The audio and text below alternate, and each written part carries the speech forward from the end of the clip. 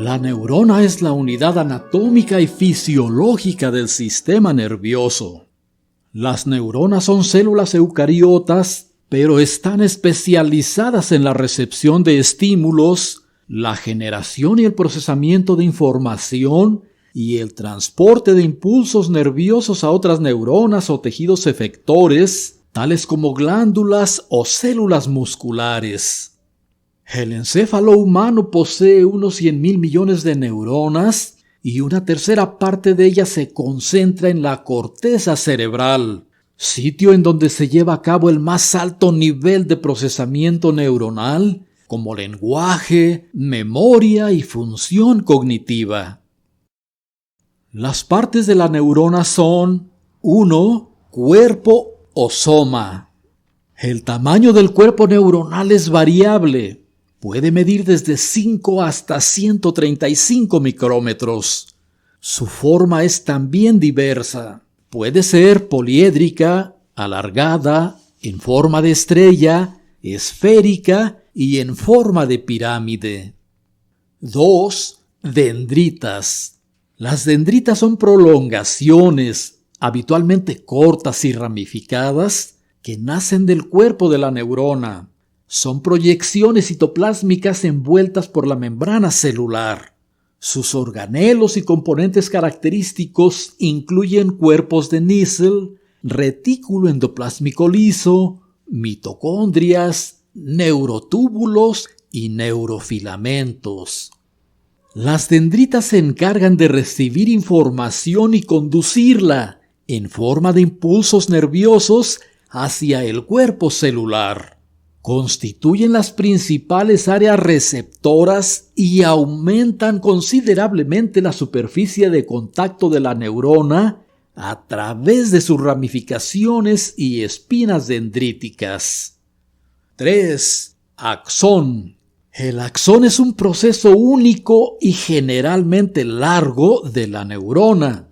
Se extiende desde el cuerpo celular y en su porción terminal se divide en ramificaciones de diámetro más pequeño, cuyos extremos se ensanchan y forman los botones terminales o sinápticos. La membrana del axón, que es continua con la membrana plasmática del soma y las dendritas, recibe el nombre de axolema. El citoplasma del axón se conoce como axoplasma. La unión entre el axón y el cuerpo neuronal se llama cono axónico. El axoplasma contiene mitocondrias, neurotúbulos, neurofilamentos y retículo endoplásmico liso, pero no posee cuerpos de Nissl ni ribosomas libres. El axón se encarga de conducir los impulsos nerviosos desde el cono axónico hasta los botones terminales. Los axones pueden estar o no recubiertos por una capa de mielina. 4. Membrana celular. La membrana celular de la neurona constituye el límite externo del cuerpo neuronal y sus prolongaciones. Es una estructura semipermeable cuya función permite mantener las diferencias entre el interior y el exterior de la neurona. Todas las membranas biológicas tienen una estructura básica común, una doble capa lipídica en la que están inmersas proteínas de membrana. Las proteínas más comunes de la membrana neuronal son las que actúan como receptores que se activan por acción de los neurotransmisores específicos. Y 5. Citoplasma.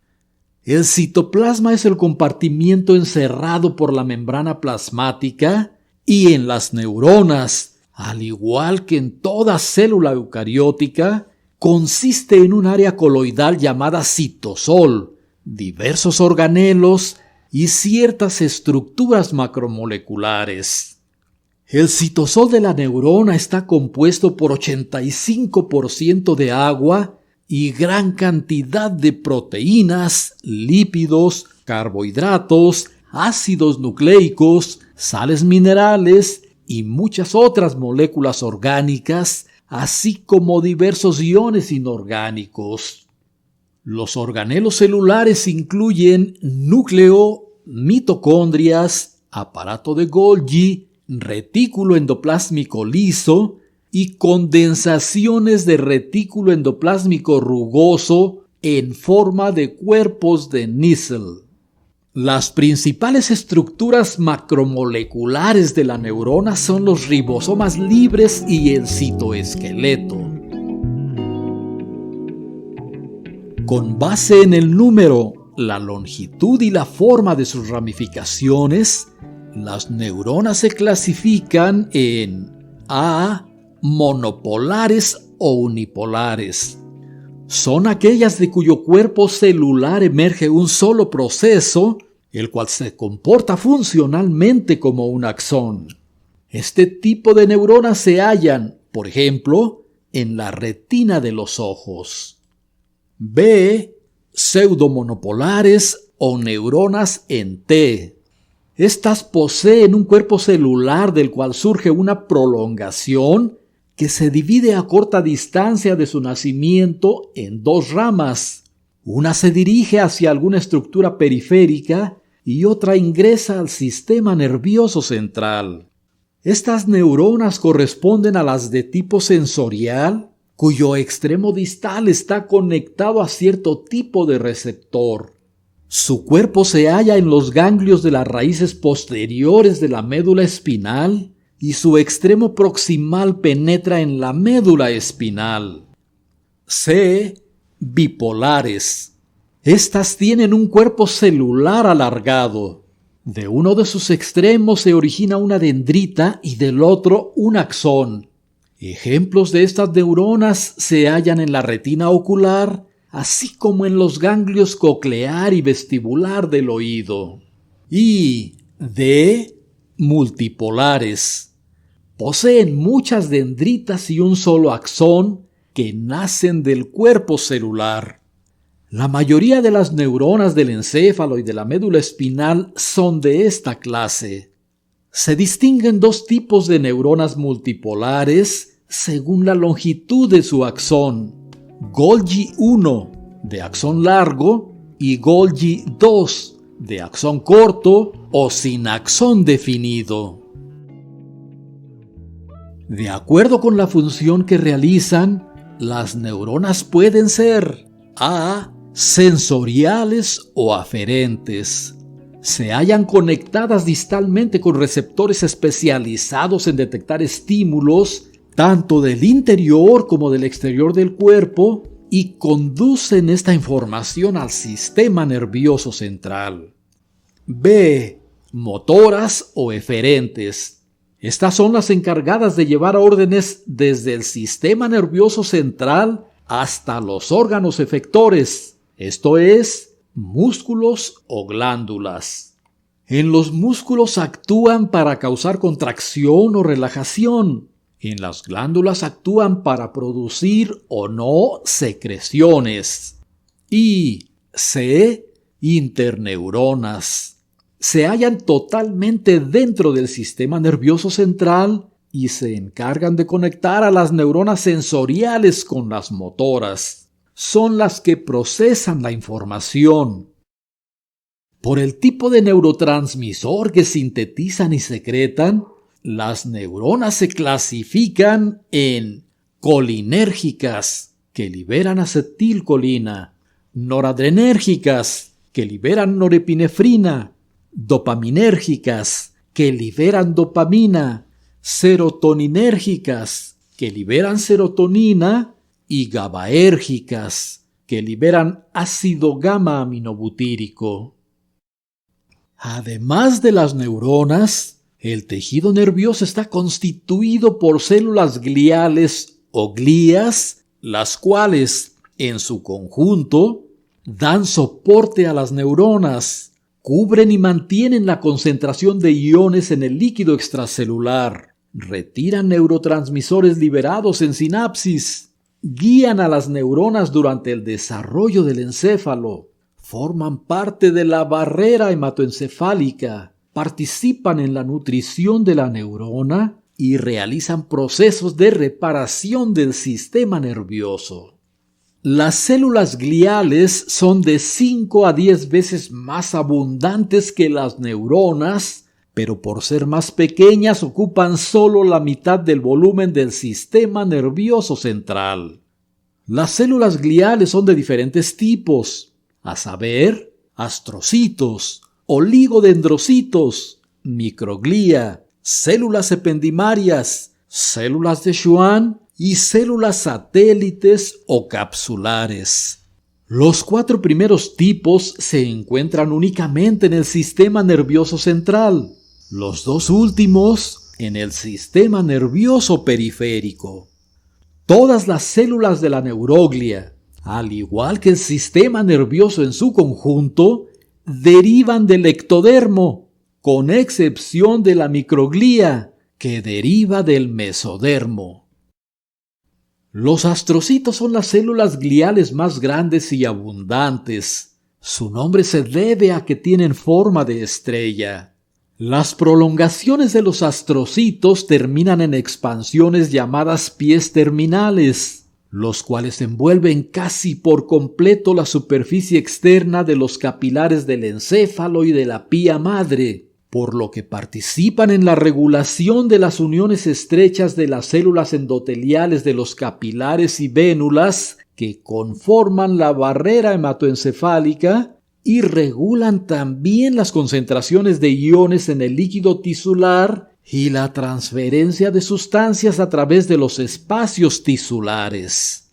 Otros pies terminales cubren las dendritas y los cuerpos neuronales, así como las superficies axónicas que no están cubiertas con mielina. Estos últimos contactos permiten a los astrocitos controlar la concentración de iones en el entorno de los axones, en donde ocurren los impulsos nerviosos. Además, cuando existe destrucción neuronal, por ejemplo, tras un accidente cerebrovascular, los astrocitos liberan una sustancia llamada factor de crecimiento nervioso que favorece la regeneración de las conexiones neuronales. También pueden formar cicatrices densas en el tejido cerebral posterior a lesiones.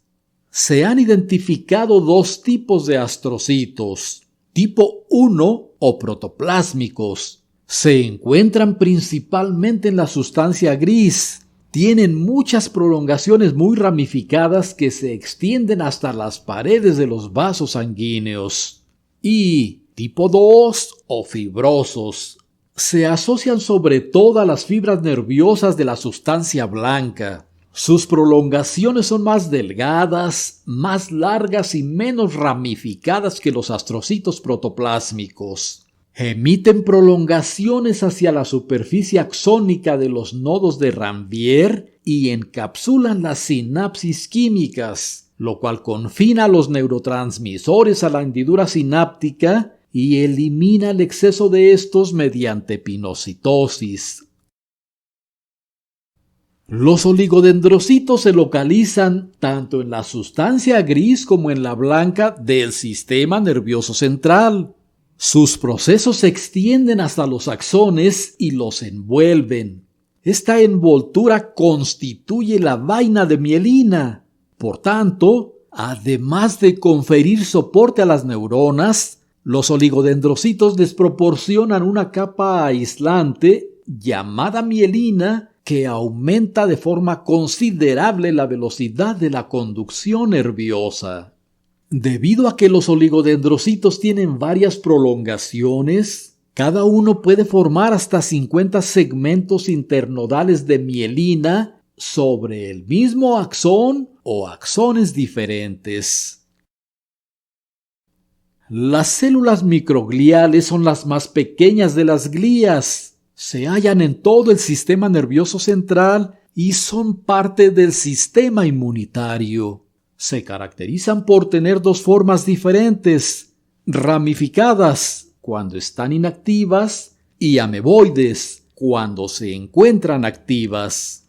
Cuando el encéfalo y la médula espinal están sanos, las células de la microglía se hallan inmunológicamente inactivas, esto es, no tienen capacidad fagocítica ni pueden presentar antígenos.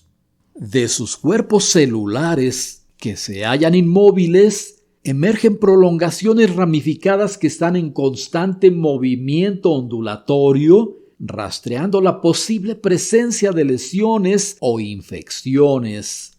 Sin embargo, en presencia de tejido nervioso dañado se activan y se convierten en células efectoras inmunitarias, en cuyo caso retraen sus prolongaciones, por lo que adoptan un fenotipo similar a los macrófagos ameboides, con propiedades fagocíticas y migratorias, y se dirigen hacia el sitio de la lesión, en donde aumentan en número, se convierten en células presentadoras de antígenos y, junto con los linfocitos T, enfrentan a los microorganismos invasores.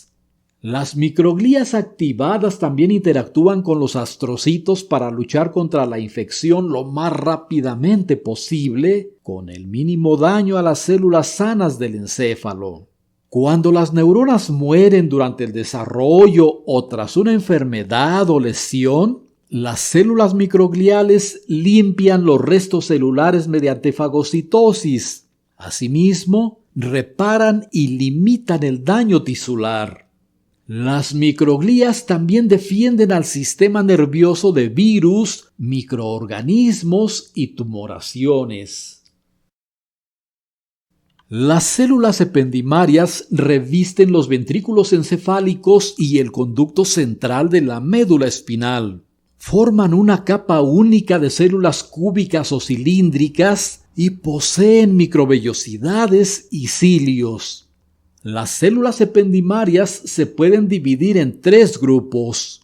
A. Ependimocitos. Revisten los ventrículos encefálicos y el conducto central, por lo que están en contacto con el líquido cefalorraquídeo. El movimiento de los cilios de los ependimocitos facilita la circulación de este líquido. Las microvellosidades existentes sobre las superficies libres de los ependimocitos indicarían que también realizan una función absortiva.